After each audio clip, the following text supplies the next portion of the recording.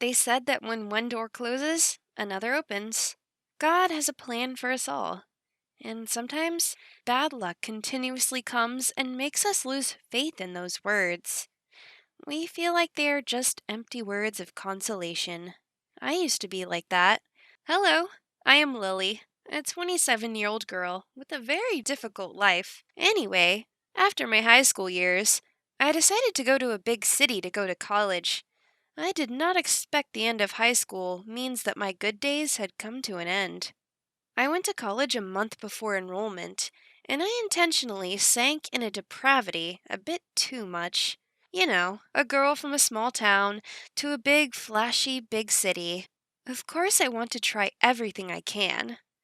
I ate all of the city's most popular restaurants, went shopping at expensive malls. I even went to bars and made friends with some other pretty girls. Everything is great. I think I am getting along well. The money in my pocket kept running out.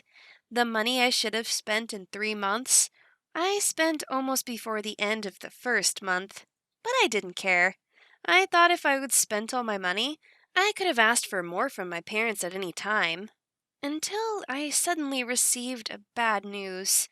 My parents' restaurant was burnt in the middle of the night, at the most crowded time, causing many deaths, both employees and customers, and including my parents. I thought I had stopped breathing. I knelt on the floor, feeling extremely tight in the chest. I cried and screamed crazily in the inn room. I tried to put myself together and used the remaining money of mine to book a plane ticket back home. And when I got home, I had another big shock. My parents' restaurant doesn't buy insurance. That means no insurance company will pay for injuries sustained that day. My family will have to pay for all the losses. My savings account was all frozen. My house, since I was little, was also sealed. It all turned into one thing to make up for the bank. Suddenly, I went from a girl who was about to wait for a promising new life in a tempting new city to be an orphan without parents, without a home, without a single penny. Until then, I regretted spending so much during the past month. I had no way to get those money back. It was more sadly that I didn't have a real best friend to ask for help. Remember me saying I was popular at school too? Yes, it is, but being famous doesn't mean you'll have lots of friends. It's even the complete opposite. When I was in high school, I played with a group of girls. All of them are beautiful girls in the school, but they are not my friends. I always understood that. Even so, I tried to contact them, and their answers made me even more disappointed. Lily, I'm busy. The school year has just begun, and I still have to worry about studying. I don't have time to solve your problems. Don't lie to me, please. What did you learn? I bet you're busy with letting your hair down around the most handsome guys in school. Oh, Lily, I really want to help, but you see, I'm not in New York. I can't do anything. Oh, yes, a lot is the other side. The problem is that you don't want. I don't remember you. Goodbye. Ouch. But at least she's the frankest. Well, I lost my parents, my house, and my money. Were all just because of a miserable fire. And now I have to accept a truth. Dear God, I officially became a homeless girl. The lives of the homeless are not easy, and I'm sure everyone knows that. But that statement is not far enough to summarize my experiences. I had to sleep anywhere covered. I had to eat the items they threw away. And worst is the weather was starting to get cold at that time. For those who still have a home with a warm, soft bed, they're just cool breezes. But for those who have to sleep on the street, like me, and do not have anything to consider as a blanket in the middle of the night, the winds are no different from wanting to kill. Why am I not looking for a job?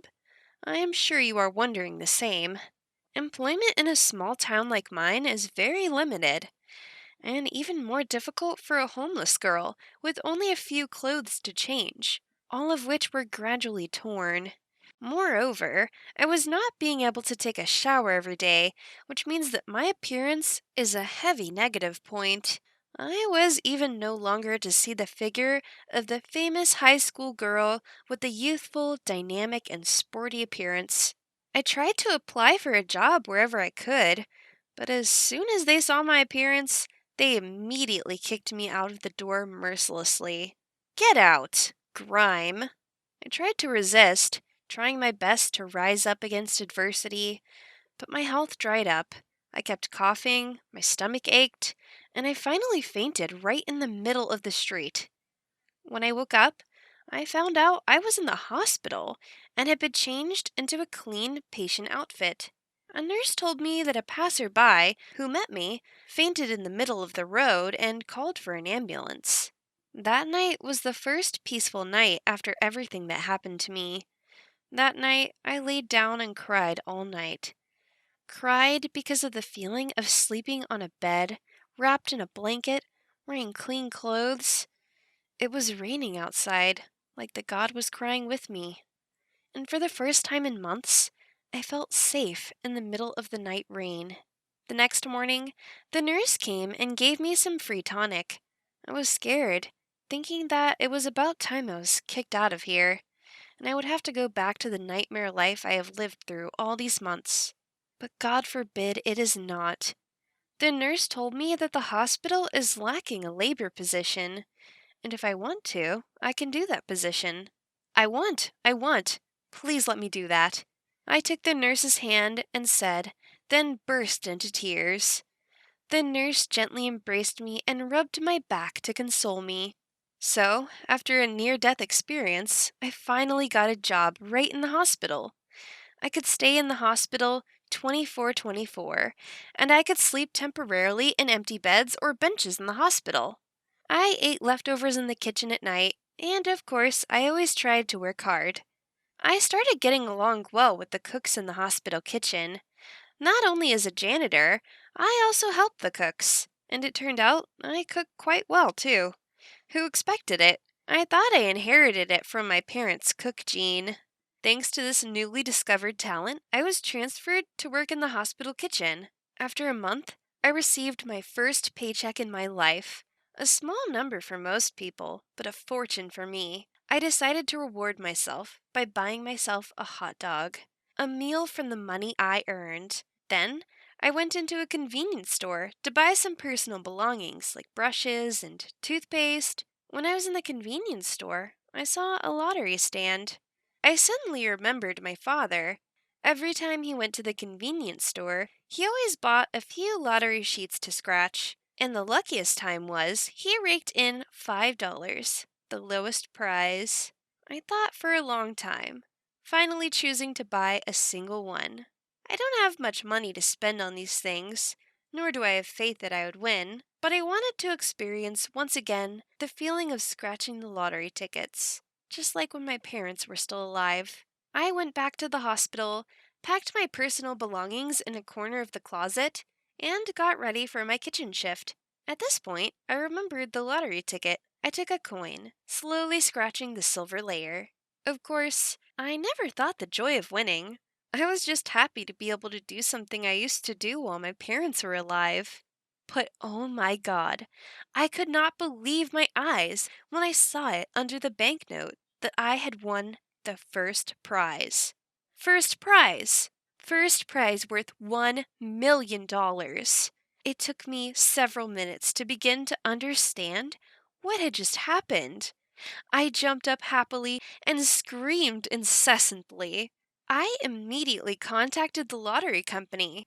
They confirmed that I had won a prize and invited me to come to receive the reward. A good colleague drove me to receive a reward immediately. I held the check in my hand, tears flowing down my face nonstop. This looks like it's not true. Although suddenly becoming a millionaire thanks to the lottery ticket, I also learned the lesson of wasteful consumption. I spent a part to buy a small house, an old car to travel, and a part to local charities. The rest I keep as a savings for myself.